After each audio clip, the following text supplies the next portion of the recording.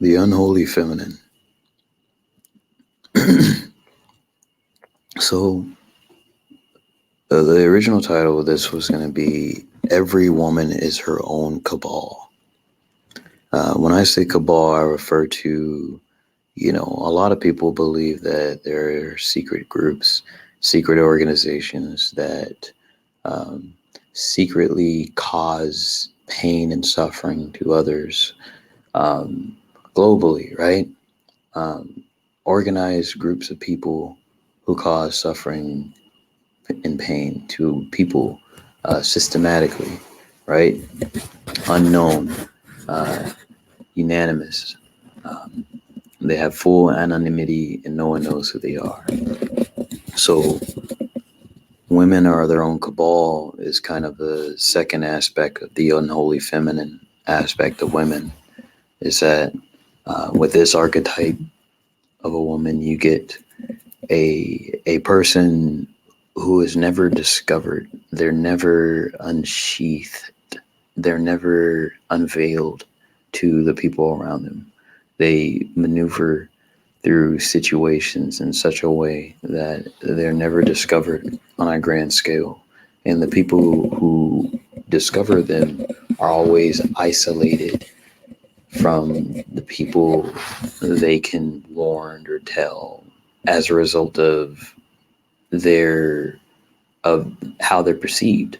So the unholy feminine will do whatever it takes to hide her own deeds and hide her own um, her own ill doings to other people. And you see this with males as well, who are who are in the opposing archetype, which I'll talk about that as well. They will they'll hide their deeds, and when you bring it up, you'll get infinite denial and you'll get infinite gaslighting, right?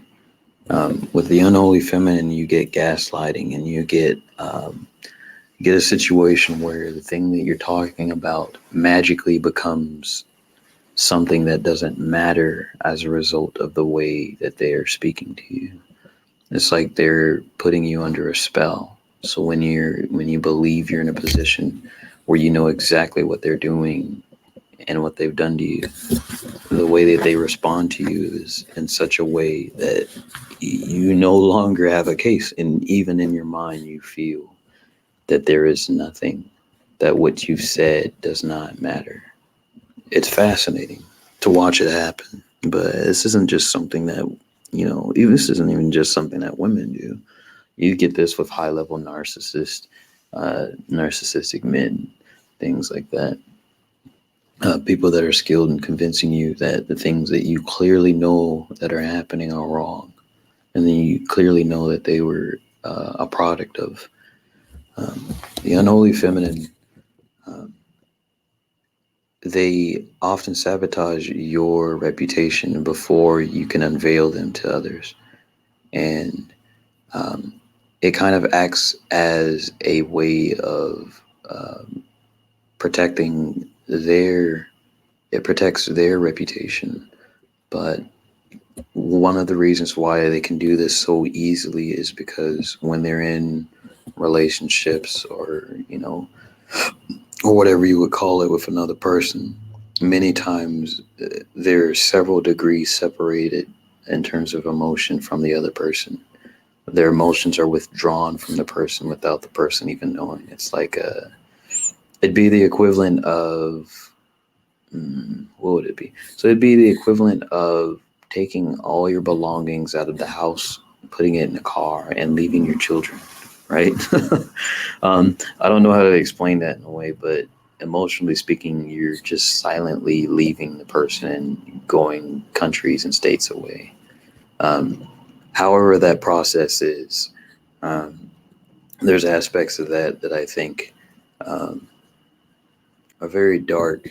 I don't think men are really uh, I don't think men are familiar with the dark aspects of the feminine. Most men, and it is something that I think catches a lot of us off guard. Obviously, there are very dark aspects, to the masculine. But the unholy feminine is, as I talked about in the first part of the unholy feminine, it's something that can manifest as a result of a person being treated negatively over time, of a woman being treated negatively over time. And it's something that can just result as, it can happen as a result of the woman not tempering her ego. One thing that I've noticed is that women, their spiritual journey seems to be tempering their already bolstered ego, whereas men seems to be bolstering their undernourished and starved ego. Um, just as a thought, many times women will say that guys' egos are fragile and that they have big egos.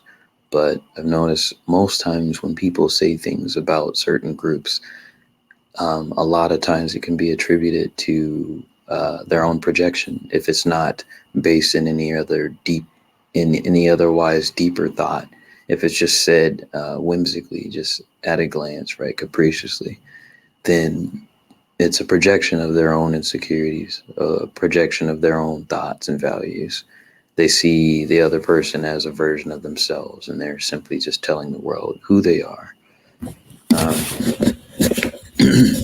So the reason why I said a woman is her own cabal initially was the original title of this video, is that those secrets, those painful things that she does to others, the situations that were misconstrued and that could have been solved but never did, uh, situations where she monkey branched and things like that, and the guy never got closure or in communication. Those things haunt the guy, right?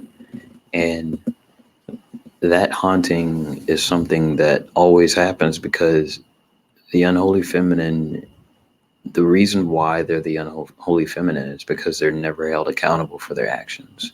But it's also because of the amount of power that they possess